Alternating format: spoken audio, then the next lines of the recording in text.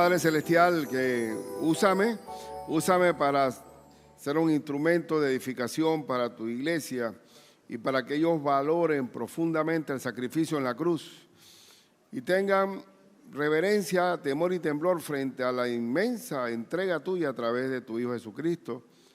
Señor Dios Todopoderoso, convéncenos de pecado, de justicia y de juicio y valoremos simplemente dando gracias por tu sacrificio en la cruz. En el nombre de Jesús.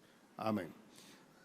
Sí, hermanos, Cristo siendo rico se hizo pobre para que a través de su pobreza, de su humillación, nos enriqueciéramos todos. El Señor se despoja de su deidad, se hace hombre, toma la posición de siervo. Desde que nace humillado en un pesebre, tiene que huir hacia Egipto porque ya desató la persecución de Herodes. Y él fue un varón que no tenía dónde recostar su cabeza y todo lo que hizo fue enseñanza, sanidad, milagro. Y a lo último, da su vida por nosotros. Porque el único que podía morir para el perdón de nuestros pecados era alguien que no tuviera pecado. Cristo fue concebido sin pecado y fue tentado en todo sin pecado. Y por eso es el Cordero de Dios que quita el pecado del mundo. Y no hay otra manera que solamente, por eso que dice la Escritura, que Dios se reconcilió consigo mismo dando a su Hijo. Dar a nuestro propio Hijo para reconciliarnos con la enemistad de otro es el más grande amor que se puede ocurrirle, porque de tal manera amó Dios al mundo, que ha dado a su Hijo unigénito, para que todo aquel que en Él cree no se pierda, mas tenga vida eterna. Y hoy vamos a hacer el esfuerzo. No va a ser una vigilia, pero vamos a llevarnos desde el arresto, desde la oración de Cristo hasta su crucifixión, en honor a Él, en honor al Cordero inmolado. Con Biblia en mano, solamente leyendo y comentándole el texto, y vamos a enriquecer el día más grande, que el que tiene al Hijo tiene la vida. Y gracias a Él tenemos vida eterna. Y por eso debemos exaltar su nombre y su persona y valorar la salvación de Cristo, hermano. Miren, de nada sirve ganar el mundo si vas a perder tu alma. Miren, le voy a decir algo. Yo hace años tuve en una reunión de diáconos y con esposa de diácono en la casa de Daniel. Y de una forma extraña me pasó algo inaudito, que el carro lo dejé pensando yo que podía estar bloqueando la entrada de otra casa al garaje. Y se me ocurrió la idea de no arrancar el carro, y estaba en un declive, el carro estaba en un declive. Y digo, bueno, si nada más me monto, le abro el switch para ponerlo en neutral y lo muevo nada más un metrito, ya protejo el asunto del garaje. ¿Y qué fue lo que pasó? Que el carro se mueve, comienza a bajar y se tranca el timón porque no lo arranqué y viene eso para abajo. En esa esquina tan horrible, y yo digo, Señor, en tus manos encomiendo mi espíritu, porque estaba la avenida esa de la, ¿cómo se llama la tumba? La Vía Tocumen. Digo, Señor, y doblé así, y me metí, tumbé una cadena de una distribuidora de carro ahí, y el policía sacó el revólver pensando que era un asalto. Digo, no pude frenar porque el carro no se activaban los frenos porque tenían que activarse eléctricamente. Y casi me mato. ¿Cuál fue mi error? ¿Cómo se solucionaba ese asunto? Con algo que se llama freno de emergencia. Esa es la salvación para nosotros. Nosotros nos olvidamos de lo más importante, que es la salvación de nuestras almas.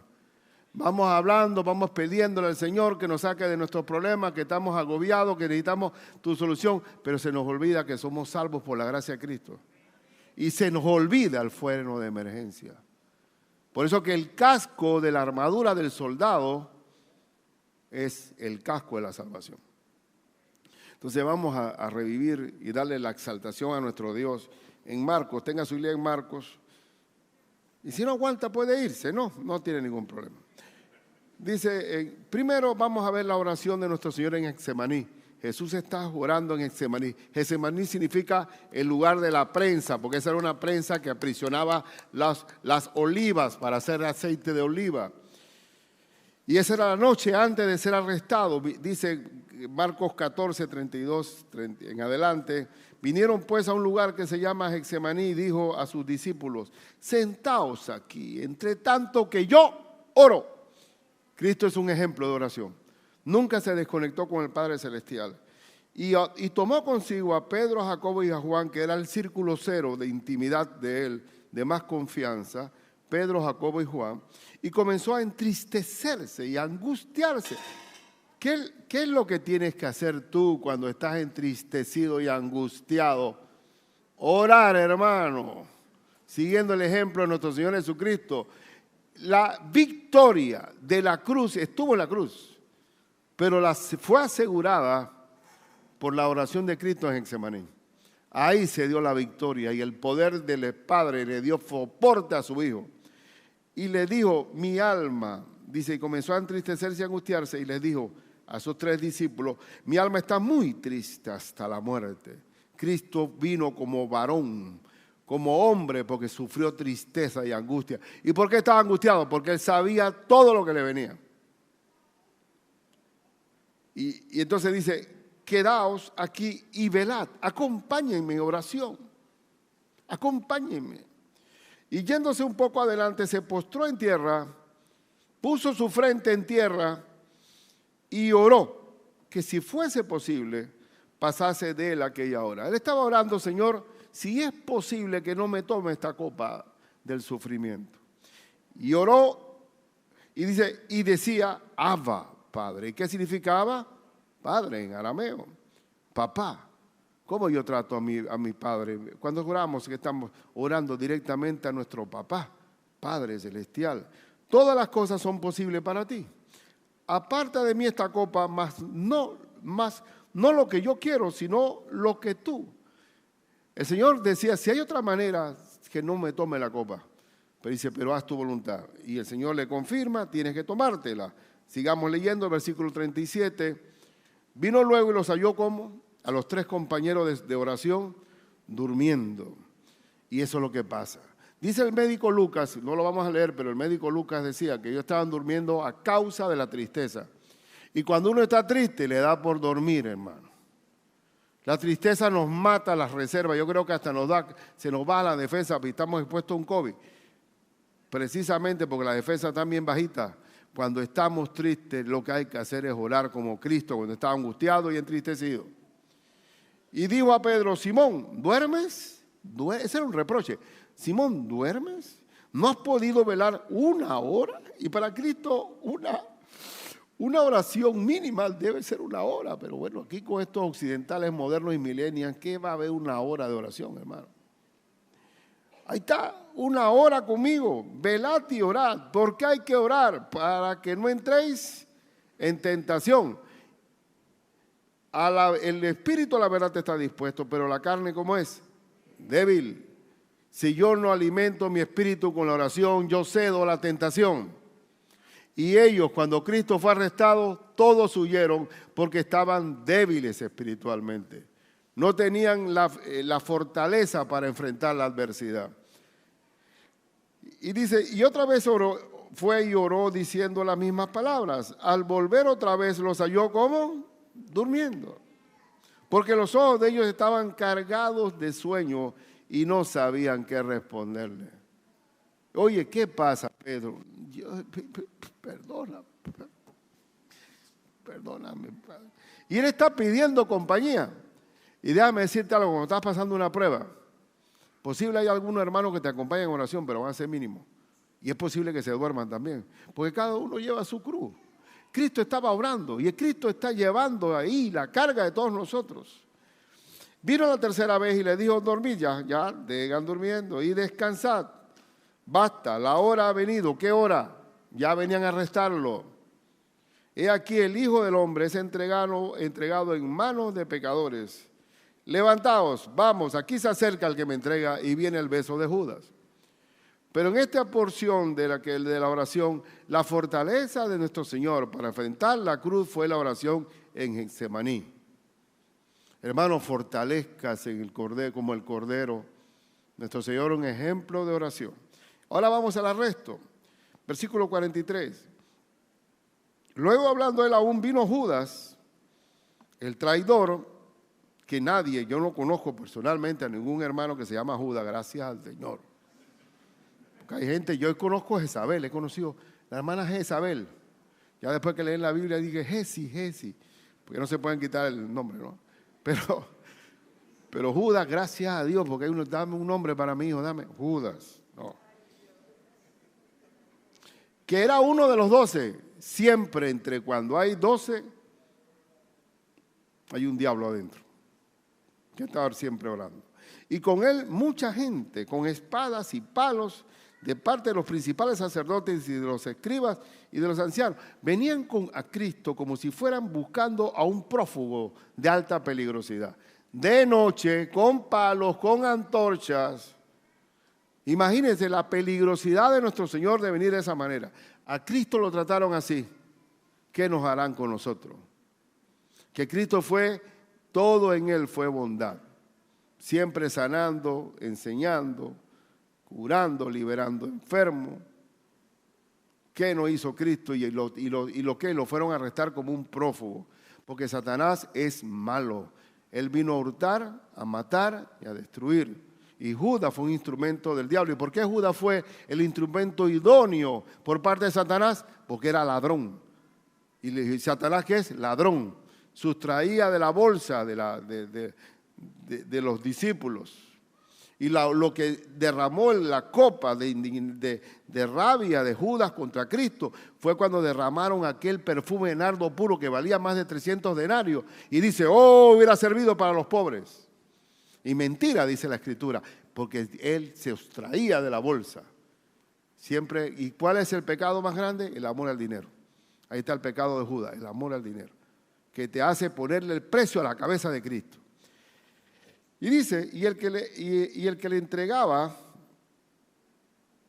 les había dado señal diciendo, al que yo besare, ese es, prendedle. La señal era que sí, con el beso de Judas ya ubicaban físicamente al Señor de noche. Y llevadle con seguridad, atado, como de alta protección, un hombre peligroso, un criminal. Y cuando vino se acercó luego a él y le dijo, maestro, maestro, Judas, y le besó. Entonces ellos le echaron mano y le prendieron. Pero uno de los que estaba allí, ¿quién era ese? Pedro, sacando la espada, hirió al siervo del sumo sacerdote, cortándole la oreja. Y recordando lo que Pedro dijo, yo mi vida doy por ti. Yo mi vida doy por ti. ¿Cómo? Y qué bárbaro, ¿no? Era necesario que Cristo muriera y nadie podía impedirlo. Y Pedro estaba fuera de lugar totalmente allí al cortarle la oreja al siervo, el malco ese, y el Señor se la puso. Y el que espada mata, espada muere. Y el Señor no nos llamó a ser revolucionarios y a tomar espada y nada de ese asunto. Porque no es con espada ni con ejército, sino con el Santo Espíritu de Dios. Y el Evangelio por sí solo es poder de Dios para salvación. Y Pedro quedó allí tan bravucón que tuvo y después niega al Señor 3 veces y 2 de ellas delante de criadas.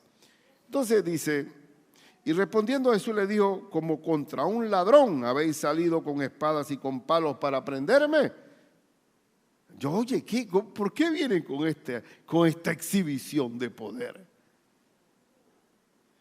El malo no tiene escrúpulos, hermano. Yo a veces me ponía a pensar, no sé si usted tiene ese problema también, de pensar por qué el malo es malo. Oye, ¿por qué ese hombre será tan malo? Ya dejé de pensar eso. Ya lo dejé de pensar. El malo es malo porque están bajo la maldad del diablo. El malo es malo porque uno no tiene que averiguar por qué el hombre es malo. Es malo. Por naturaleza es malo. Las obras de vuestro padre, el diablo, quieren hacer. Dice, cada día estaba con vosotros enseñando en el templo y no me prendisteis. Pero es así para que se cumplan las Escrituras. Todo está detallado en la Escritura. No existe, escuchen, no existe ningún personaje histórico en la vida, ni de Julio César, ni de John F. Kennedy, ninguno que tenga tantos detalles específicos que la muerte, sepultura y resurrección del Señor. ¿Por qué? Y las profecías, porque esas profecías estaban ya predichas anteriormente por los profetas, así que no podía haber aquí engaño ni estafa. Todo esto era para que se cumplieran las Escrituras. Entonces todos los discípulos, dejándole, ¿qué? Huyeron. ¿Y por qué huyeron, hermanos? Porque no estaban fortalecidos en la oración. Ahí está el mismo Pedro, huyó, todos huyeron. Heriré al pastor y dispersaré las ovejas. Nosotros también podemos negar a Cristo si no tenemos una oración, porque la fuerza viene de Dios. Usted revista de toda la armadura de Dios para que podáis estar firme contra las acechanzas del diablo. Todos nosotros estamos expuestos a ceder la tentación si no estamos en oración. Todos ellos huyeron, se escondieron, ninguno salió. Pero aquí está el reto. Vamos entonces ante el concilio. No me interesa la negación de Pedro. Hoy no voy a hablar, no vamos a hablar, se nos alargaría mucho. Ya sabemos que Pedro 3 veces dijo, yo no lo conozco, y perjuraba. Pero vamos entonces al concilio. Cristo va arrestado, versículos 51 en adelante. Pero cierto joven le seguía, cubierto el cuerpo con una sábana, y le prendieron, mas él, dejando la sábana, huyó desnudo. ¿Quién era este hombre? ¿Ustedes saben quién era? Juan Marcos, exactamente. Marco, el mismo que escribió este evangelio, era aquel joven que vio a Cristo cuando fue llevado al concilio. Ese joven, Juan Marcos, que era sobrino de Bernabé, que en el primer viaje misionero, yo voy, y después no voy. Y después dice Bernabé, llévalo, no lo voy a llevar. ¿Cierto? Y después dice Pablo, tráeme a Juan Marcos, que es útil. Y gracias, Señor, porque todos tenemos oportunidad de reivindicarnos delante del Señor. Ahí está, ese joven que salió desnudo era Juan Marcos. Él lo puso como una cita autobiográfica allí. Trajeron pues a Jesús al sumo sacerdote de noche. ¿Qué juzgado hable de noche, hermano? Juzgado nocturno. En ese tiempo no había. Y se reunieron todos los principales sacerdotes y los ancianos y los escribas, lo que se llama el Sanedrín judío. Y Pedro le siguió de lejos. ¿Cómo estaba Pedro? De lejos. Cuando un hermano se aleja y no se congrega, hermano, de lejos se va haciendo amigo del mundo. Lejos de Cristo, cerca del mundo. Estaba Pedro de lejos. Y dice, me perdí. De lejos hasta dentro del patio del sumo sacerdote. Y estaba sentado, ¿dónde estaba sentado? Con los alguaciles, calentándose el fuego.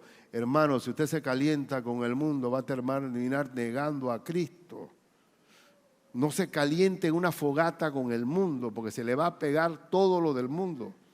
Pedro se aleja y está calentándose con los enemigos.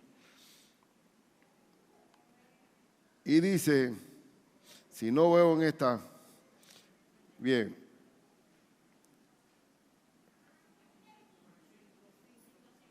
Sí. Y los principales, es que no tiene la numeración así. Y los principales sacerdotes y todo el concilio buscaban testimonio contra Jesús para entregarle a la muerte. El diablo, escuchen, la palabra diablo significa acusador. Es un fiscal acusando. Estaban buscando testimonio para condenar a Cristo. Y siempre va a haber gente dispuesta a dar falso testimonio.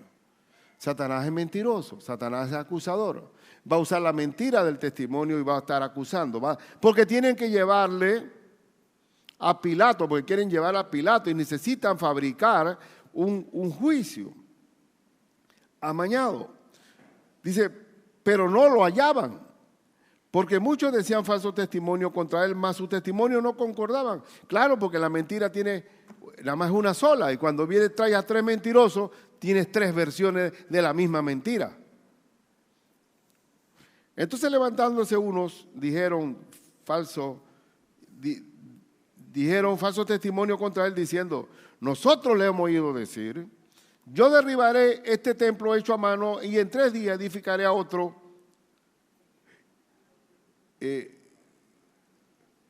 Oye, me perdí. Oiga, perdón, hermano, que pasé la página. Ajá. Yo derribaré este templo hecho a mano y en 3 días edificaré otro hecho sin mano. ¿Qué estaba diciendo Cristo? Y él llegó a decir eso. ¿Pero por qué estaba diciendo Cristo? Ese templo que tardó 47 años en construirse, yo lo derribo y en 3 días lo reedifico. ¿A qué templo se estaba refiriendo Cristo? Al templo de nuestro cuerpo, porque ahora nosotros que somos templo del Espíritu Santo.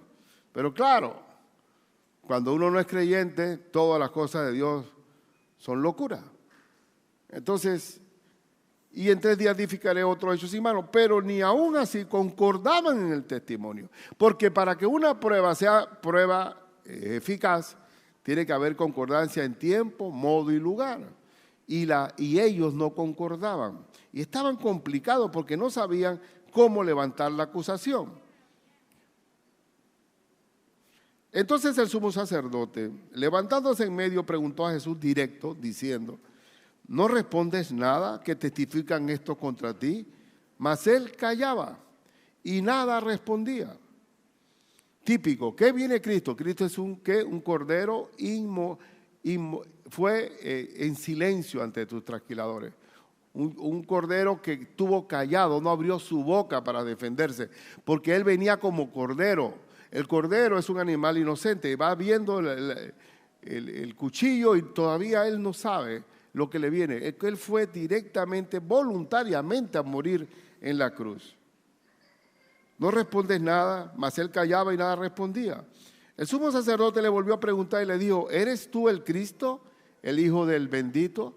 Pregunta directa, ¿y ahora por qué Cristo si lo dice? Porque él sabe que llegó su hora.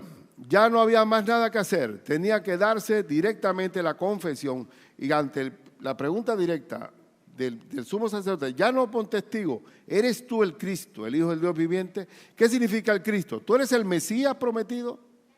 ¿El Hijo de Dios? Y efectivamente, así como contestó el Señor, y Jesús dijo, verso 62, yo soy. Una afirmación directa, yo soy.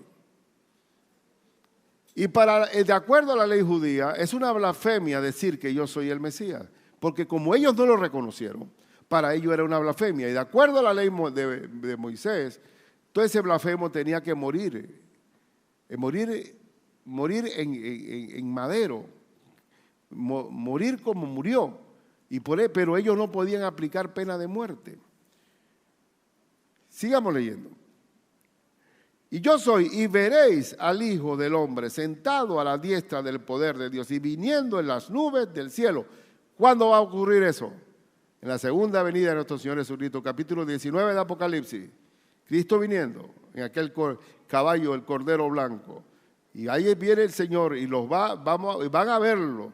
Y Él está diciendo eso, que Él van a venir. Y aquí entonces el sumo sacerdote, rasgando sus vestiduras. Por eso que dice, hay una afirmación muy castiza que dice, hoy se rasgó las vestiduras. Bueno, el sumo sacerdote se rasgó las vestiduras y dice, ¿qué más necesidad tenemos de testigos? ¿Habéis oído la blasfemia? ¿Qué os parece? Y todos ellos le condenaron declarándole ser digno de muerte. ¿Por qué? Por la afirmación de Cristo. ¿Por qué Cristo fue llevado a la cruz? Por su afirmación de que es el Cordero, el Mesías prometido, el Hijo del bendito. Ellos lo condenaron a muerte, pero ellos querían matar a Cristo desde tiempo atrás. ¿Desde cuándo querían matar a Cristo? Desde que sanaban el día sábado. ¿Desde cuándo querían matar a Cristo? Cuando sacó a los mercaderes del templo. Así que ellos ya en la afirmación de que era el Mesías, ahí fue la sentencia de muerte. Sigamos leyendo. Y algunos comenzaron a escupirle y a cubrirle el rostro y a darle de puñetazos y decirle, profetiza. Imagínate cuando a ti te tapan la cara, porque hay una parte de los evangelios que dice que le taparon la cara. Le habrán puesto un saco o algo. Tú no puedes esquivar un golpe cuando estás tapado. Cuando uno tiene los ojos, uno hace de repente y se esquiva, pero así tapado, los puñetazos le llegaban directo. Así que Cristo fue torturado desde la noche anterior. Porque uno se puede pensar, ¿por qué Cristo muere? Y decía Pilato, pero no es muy temprano para dormir. Pero es que él venía ya torturado. Después pasó la compañía de soldados que lo azotó. Así que él venía ya desgastado, con pérdida de sangre, desde la noche.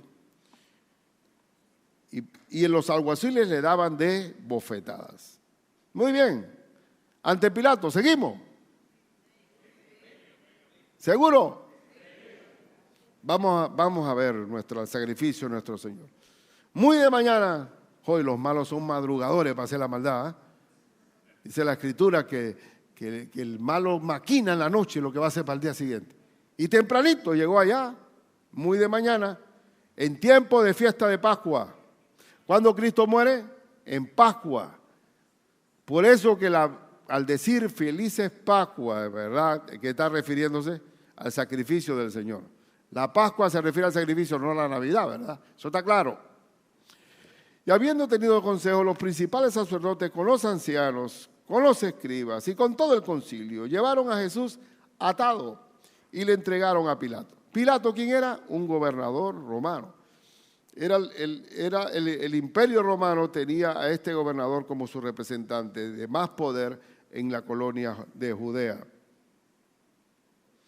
Y Pilato le preguntó, ¿eres tú el rey de los judíos? ¿Cuál fue la acusación que llevaron a Cristo? No le podían decir, escuchen, no le podían decir a Pilato, es que él dijo que él era el Mesías, el Hijo de Dios.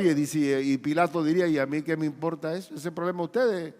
Tenían que llevarlo como una acusación de sedición, de que se levantaba contra el imperio romano, de que era un enemigo del César. Ahí sí cabía ante Pilato. Entonces por eso que Cristo, ¿eres tú rey de los judíos? O sea, ¿tú te quieres levantar contra el César? ¿Eres tú, te has autodenominado rey de los judíos? Y respondiendo le dijo, tú lo dices. Y los principales sacerdotes la acusaban mucho. ¿Quién es el acusador principal, hermano? El diablo. Satanás vino a acusarnos día y noche. Está indisponiéndonos delante del Padre. Otra vez le preguntó Pilato diciendo, ¿nada respondes? Porque él vino como un cordero enmudecido. Mira de cuántas cosas te acusan. Es increíble, hermano. Nosotros como creyentes tenemos que estar preparados porque se van a levantar acusaciones contra la iglesia de nuestro Señor Jesucristo en estos tiempos postreros. Nos van a decir que somos antiderechos humanos. Tenemos que estar preparados porque Satanás es un acusador permanente. Mas Jesús ni aún con eso respondió, de modo que Pilato se maravillaba. Y Pilato llegó inclusive, que no está en este pasaje, vamos a seguir leyendo, que Pilato le dijo, tú no sabes que yo te puedo soltar. Tengo poder para liberarte y no vas a decir nada delante de mí. No tendrías poder sobre mí si no te fuera dado del cielo. Ahora leamos el versículo, capítulo 15, versículo 6 en adelante. Dice, ahora bien, en el día de la fiesta le soltaban un preso. Era un indulto que daba el imperio romano para soltar una gracia, un preso. Cualquiera que pidiesen, que la gente pidiese. Y había uno que se llamaba Barrabás, ese sí era sedicioso. Ese sí era enemigo de César, ese sí iba contra Roma, ese sí era homicida, ese sí era amotinado, era lo opuesto a Cristo. Preso con sus compañeros de motín, que había cometido homicidio en una revuelta.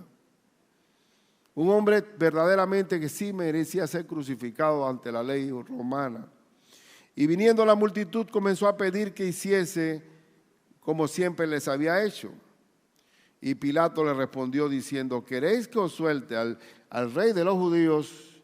Que déjeme decirle que Pilato sabía perfectamente por el mismo engranaje de espionaje que tenía Roma, porque Roma sí era un imperio fuerte y era fuerte porque era muy organizado y sabía quién era Cristo, sabía su liderazgo Y aquí Pilato va a decir que lo habían traído por envidia.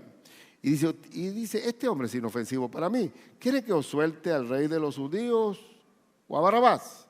Del mejor al peor.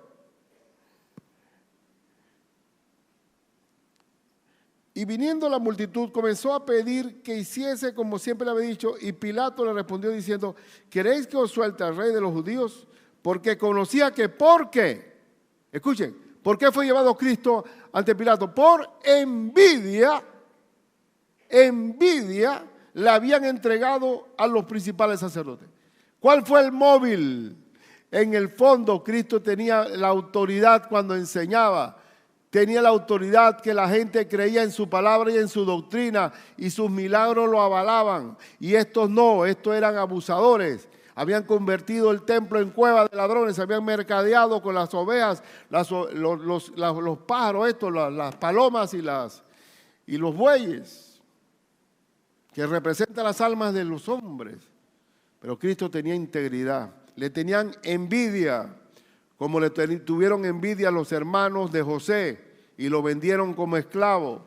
La envidia es uno de los pecados más canallas. Que envidia tuvo Caín y mató a Abel.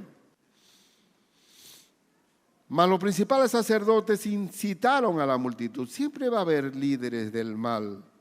¿Quiénes eran manipuladores de masa? Incitaron a la multitud para que le soltase más bien ¿a quién? A Barrabás.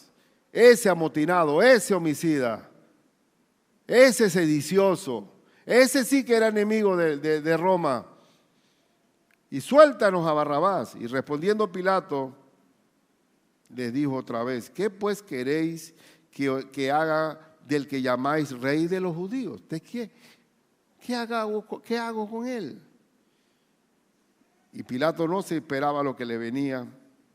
Y ellos volvieron, y dice, ¿y ellos qué dijeron? Respondiendo, y ellos volvieron a dar voces, crucifícale. Hermano, ¿qué espera usted? No me venga, hermanito, ay, yo que he sido un buen testimonio en mi trabajo. Ayudo a medio mundo. Oye, la gente se mete conmigo. Y me he encontrado con problemas que nunca pensé que me iba a encontrar. Hermano, sea Cristo que nos hizo. Y no le gritaban, crucifícale. Y dice la Biblia que si se pusiera uno a contar todos los milagros que hizo Cristo, dice que no cabrían los libros de todo lo que Cristo hizo en milagros. Y sin embargo gritaron ¿qué? Crucifícale. Hermano, los favores se olvidan como los paraguas.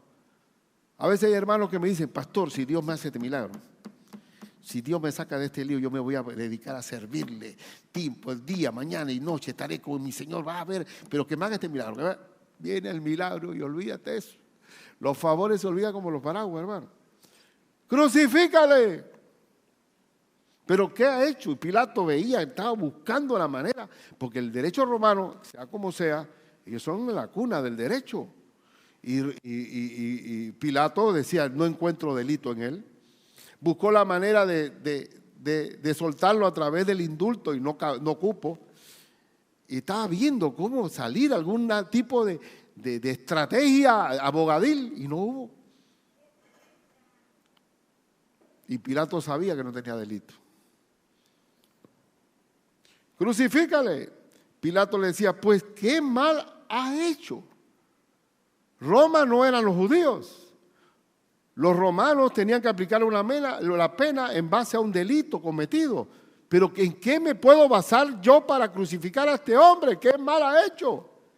¿Cuál es el delito de él? Pero cuando tenía que morir, nadie podía cambiar eso, ni Pilato lo podía cambiar.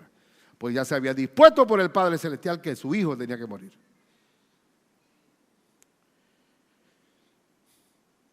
Pero ellos gritaban aún más, crucifícale. Y Pilato, queriendo satisfacer al pueblo, y aquí viene la voz del pueblo, es la voz de Dios, hermano, ¿es así? Vox populi, vox Dei, falso. El pueblo vive engañado, hermano, siguiendo al diablo muchas veces.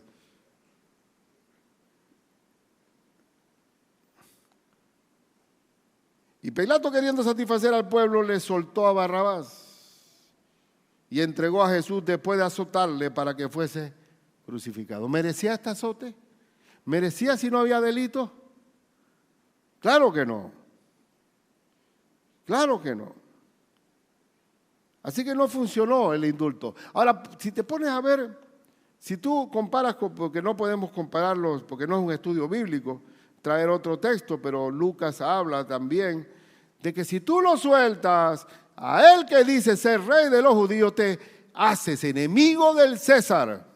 Ahí sí le dio miedo, porque estaba en juego, ¿qué? Su pellejo de gobernador. Y dice, bueno, señores, no le veo delito, pero yo voy, pásame un balde de agua que voy a lavar mis manos.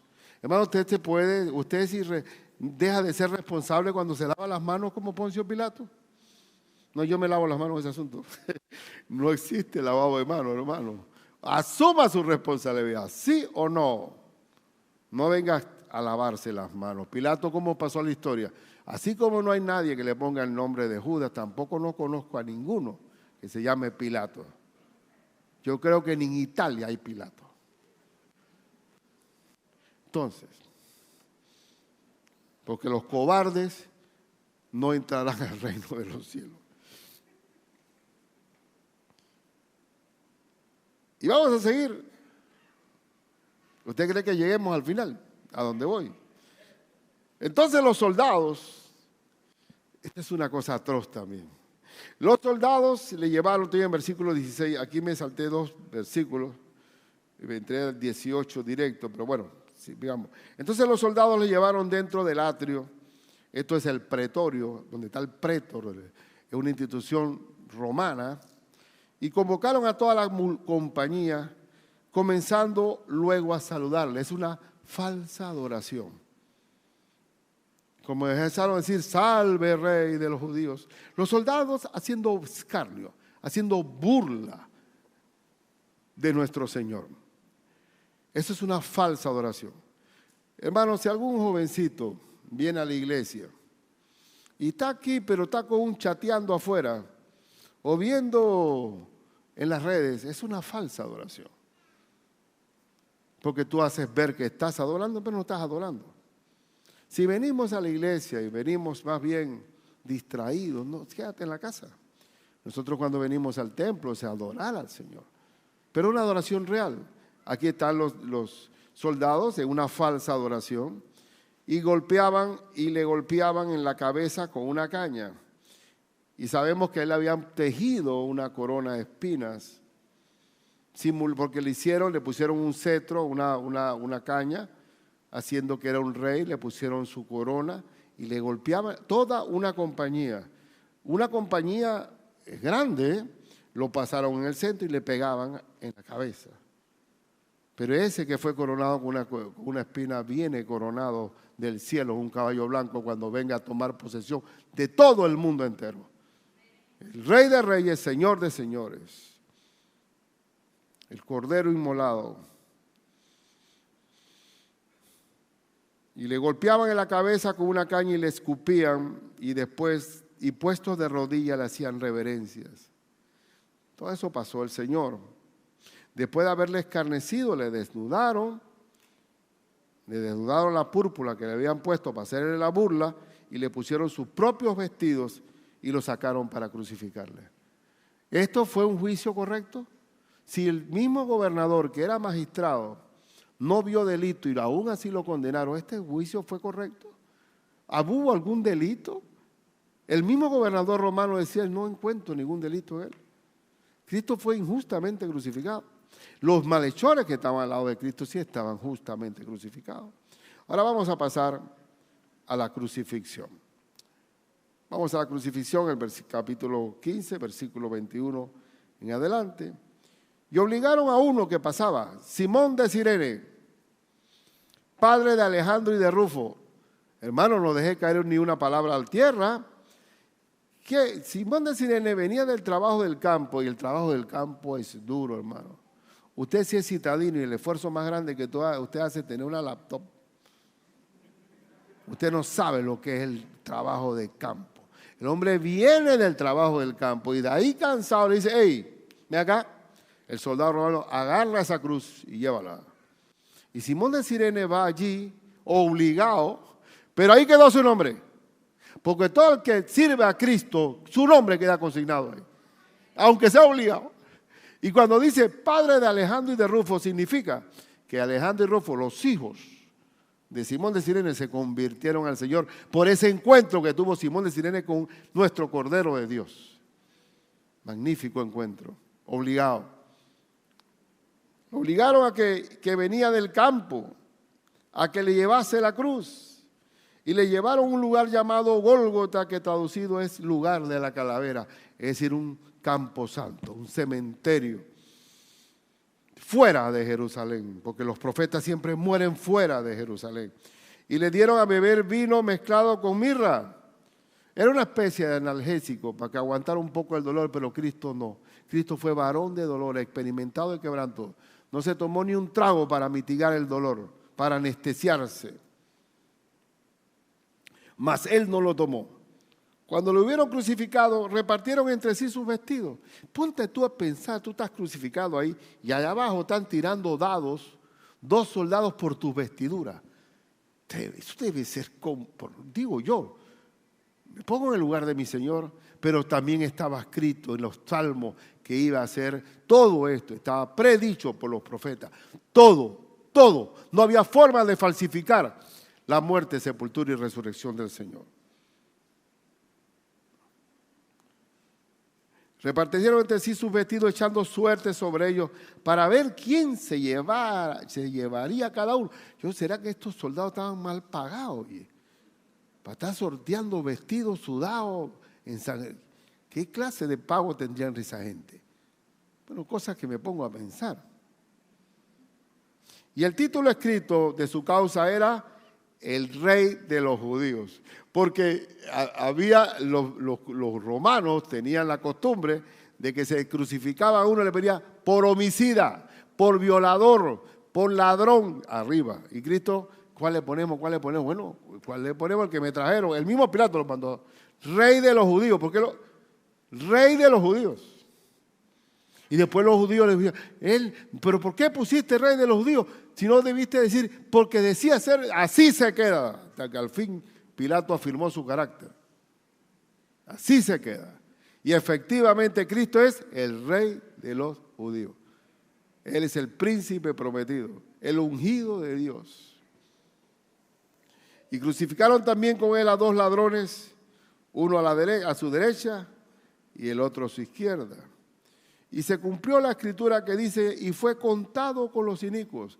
Cristo fue puesto en una crucifixión delante de malhechores y tratado como un malhechor. Se hizo pecado por nosotros. El inocente muere por los culpables. El justo por los injustos. Y se cumplió la escritura y siempre, y esto que Marcos no dice tanto esto. Si vamos a Mateo, sí. Y esto para que se cumpliese lo dicho por el profeta Isaías, y esto para que se cumpliese por el Salmo tal. Y aquí está Marcos, porque Marcos es muy directo, muy rústico. Por eso lo escogí. Yo Mateo no termino. Y crucificaron también con él a 2 ladrones. Bien, y fue contado con los inicuos, y los que pasaban le injuriaban, meneando la cabeza y diciendo, va. Tú que derribas el templo de Dios y en 3 días lo edificas. ¡Qué ignorancia, no! Sálvate a ti mismo y desciende de la cruz. De esta manera también los principales sacerdotes escarneciendo. ¿Qué significa escarnecer? Burlarse. Escarnecer es burlarse, es un bullying. Una forma de abuso, de bromearte con algo pesado y difícil. Escarnecer. Se decían unos a otros con los escribas. A otros salvó, a sí mismo no se puede salvar. Y claro que Cristo no tenía que ser salvarse, sino morir efectivamente. El Cordero de Dios tenía que ser sacrificado por nosotros. ¿Se acuerdan cuando Abraham iba a sacrificar a Isaac? El Señor le aguantó la mano, ¿cierto? Pero ya el Señor estaba hablando que él iba a sacrificar a su hijo. Y cuando vino Cristo sí se lo clavó. Se clavó el puñal. Y vamos a ver la parte, ya estoy más o menos terminando. De esta manera también los principales sacerdotes, escarneciéndose, decían unos a otros con los escribas: a otros salvó, a sí mismo no se puede salvar. El Cristo, Rey de Israel, descienda ahora de la cruz para que veamos y creamos. También los que estaban crucificados con él le injuriaban. Sería el colmo, que los mismos malhechores te injuriaban, pero uno de ellos se arrepintió. ¿Saben ustedes cuál? No dice la Biblia nombre. Pero uno de ellos se arrepintió, que dijo: Señor, acuérdate de mí cuando vengas en tu reino. ¿Y qué le dijo Cristo? Desde hoy estarás conmigo en el paraíso. Entonces vamos al versículo 33, cuando vino la hora sexta. Hubo tinieblas sobre toda la tierra hasta la hora novena. Era el momento en que tuvo tal grado de oscuridad que el Señor llegó a decir, y a la hora novena Jesús clamó a gran voz diciendo: Eloi, Eloi, lama sabactani, que traducido es: Dios mío, ¿por qué me has desamparado?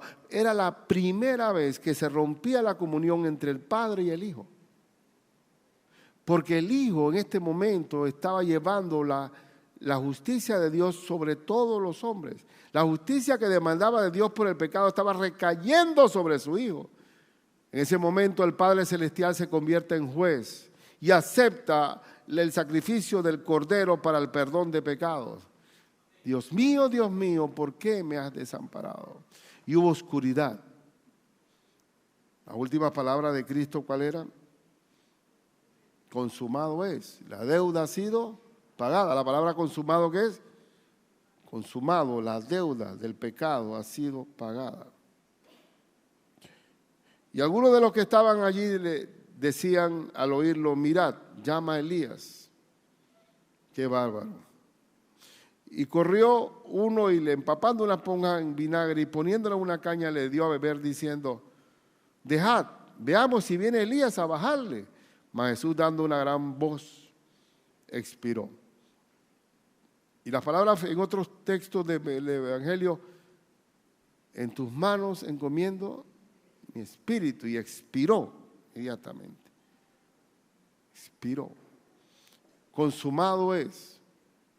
La deuda del pecado ha sido pagada. La salvación es por gracia, hermano, pero no fue gratuita, se pagó un alto precio. ¿Cuál fue el precio que se pagó? El sacrificio de Cristo en la cruz.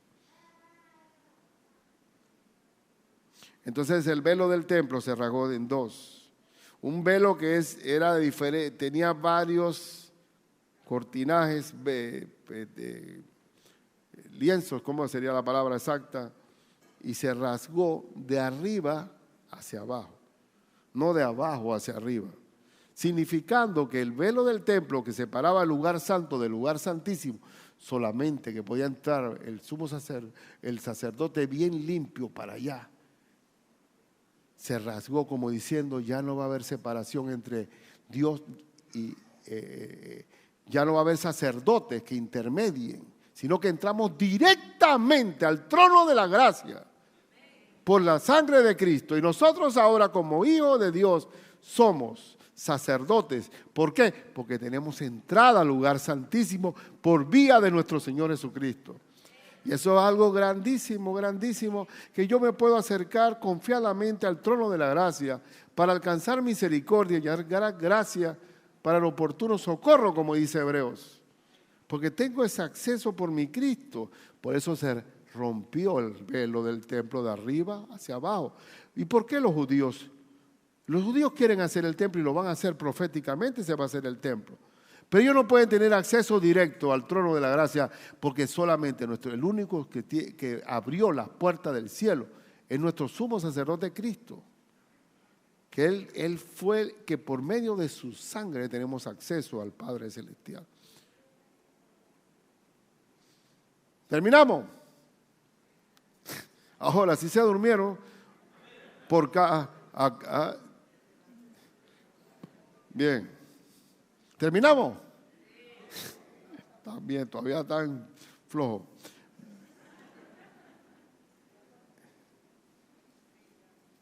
Entonces el velo del templo se rasgó de dos, de arriba abajo, y el centurión que estaba frente a él, viendo que después de clamar había expirado así, dijo, verdaderamente este hombre era hijo de Dios. Ese centurión romano creyó por fe solamente con ver al Señor, expirando en el momento que él clamaba. Sin embargo, el judío, con todos los milagros que se dio, a lo suyo vino y los suyos no le recibieron. Y vamos a la sepultura. Vamos a la sepultura. Capítulo 15, versículo 42, 47. Cuando llegó la noche, porque era la preparación, es decir, la víspera del día de reposo, José de Arimatea, aquí hubo un héroe, donde todos estaban escondidos, salió alguien al frente, que dio la cara, no tuvo miedo de ser arrestado. José de Arimatea, hombre rico, miembro noble, dice, del concilio, que también esperaba el reino de Dios, vino y entró osadamente. ¿Y qué significa la palabra osadamente? Con valentía, sin temor. Entró osadamente a Pilato y como él tenía, porque Dios, hermano, nunca menospreciamos. Nosotros somos creyentes, pero en la iglesia de Cristo hay diferentes condiciones sociales. Tenemos gente educada, tenemos gente sencilla, tenemos gente con plata, gente sin plata. Pero gracias a Dios, porque José de Arimatea podía entrar a hablar con Pilato.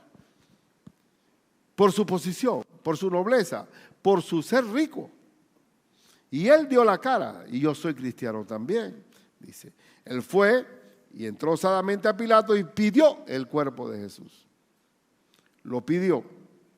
Y Pilato se sorprendió de que ya hubiese muerto.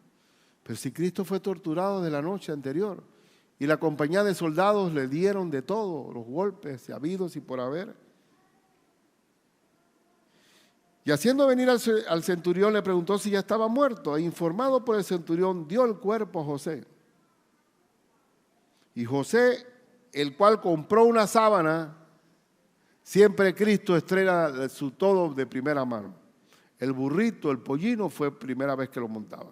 Y esta sábana limpiecita, nuevecita, también lo envolvió en la sábana y lo puso en un sepulcro que estaba cavado en una peña. E hizo rodar una piedra a la entrada del sepulcro. También la sepultura de Cristo fue entre ricos, pero imagínate vivir humanamente como siervo, como herido, golpeado, crucificado, para después morir como rico, terrenalmente hablando. Se hizo rodar aquella piedra, que esto lo vamos a hablar el domingo, la resurrección. ¿Y quién estaba viendo el entierro aquel? Y María Magdalena y María, madre de José, miraban dónde lo ponían. Las mujeres son las primeras que van a llegar al sepulcro. Y por ser primeras en buscar al Señor, para darle atención a un muerto, se encontraron con un Cristo resucitado. ¿Qué podemos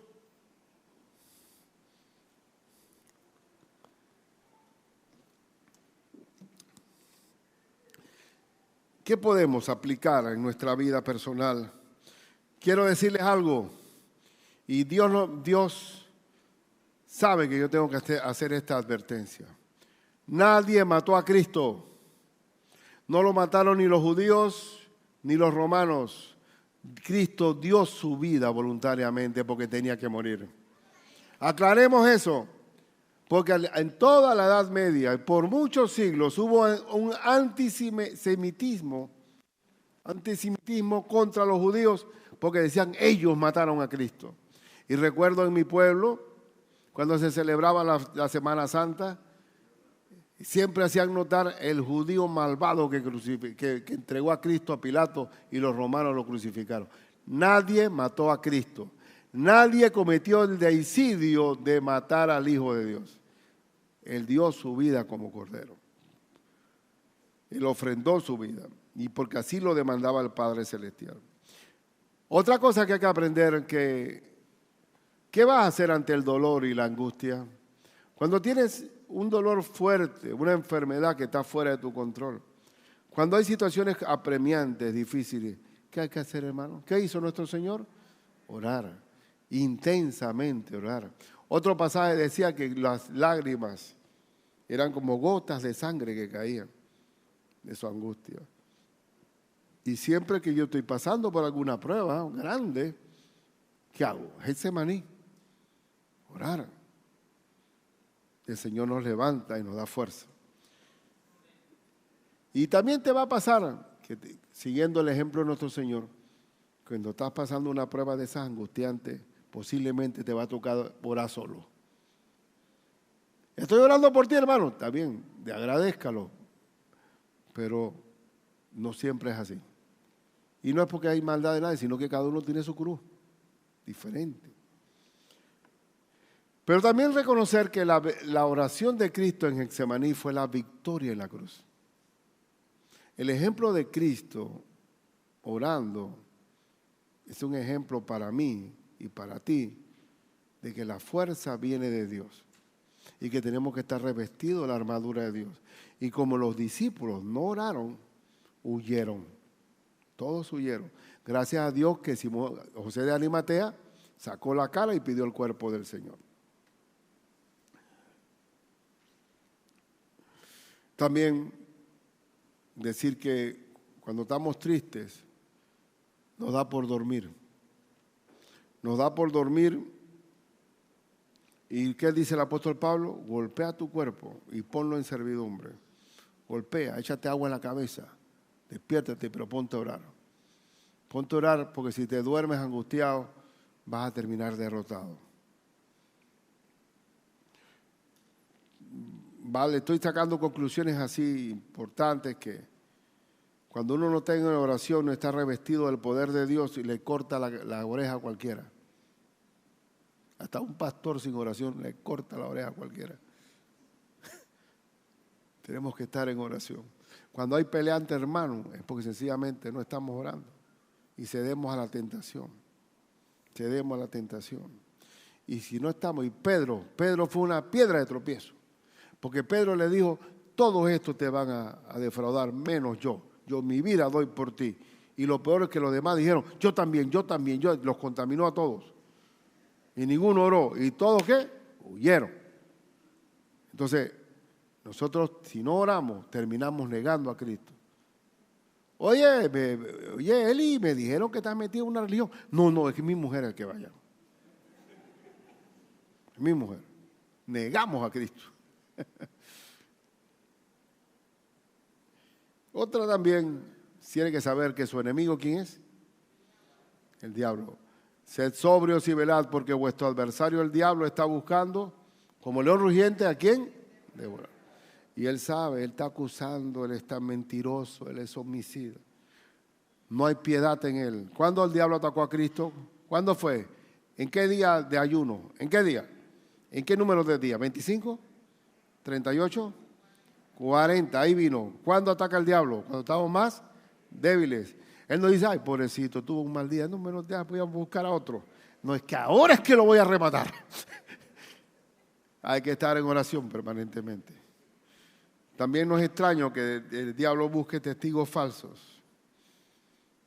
Es manipulador. Otra cosa que es bonito también destacar en el sacrificio de Cristo es que Pilato sabía que por envidia habían enviado a Cristo. ¿Usted no cree que hay envidia en estos tiempos también? Cuídese de eso. Pero ¿qué le podían envidiar a Cristo? ¿Su posición económica? ¿Su instrucción? ¿Su doctorado? ¿Su rango? Pero tenía envidia porque tenía autoridad.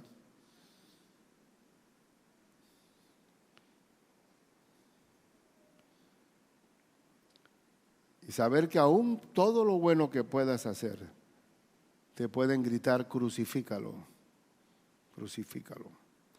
Hermanos, y por último, tengo una más. Imita la valentía de José de Arimatea.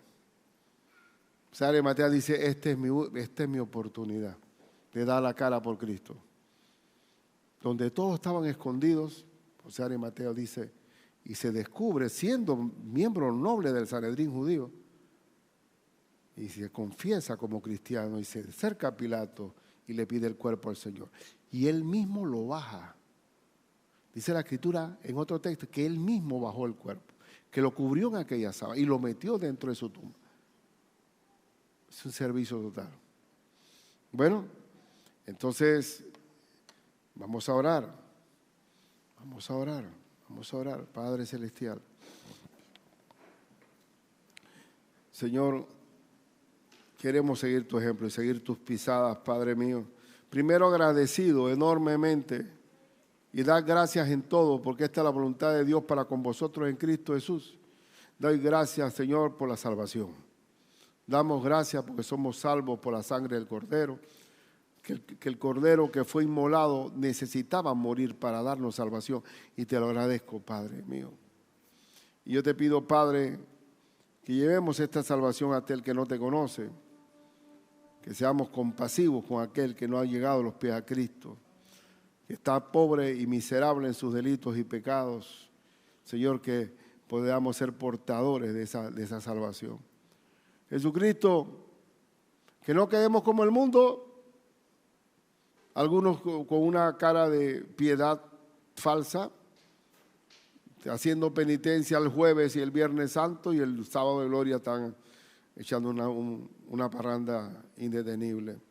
Señor Dios Todopoderoso, haz que tengamos consagración contigo, que adoremos al Santo de Israel, que adoremos a aquel que viene, a aquel que va a entrar, que está sentado a la diestra del Padre, que te adoremos y te veneremos, porque eres nuestro Señor y Salvador de nuestras vidas. Señor, a ti sea la gloria por siempre y para siempre. Padre mío, ven, Señor Jesús, y haz que haya fervor en tus hijos, un amor ferviente, que nunca perdamos ese primer amor de estar enamorados de ti. En el nombre de Jesús. Amén. Gloria a Dios.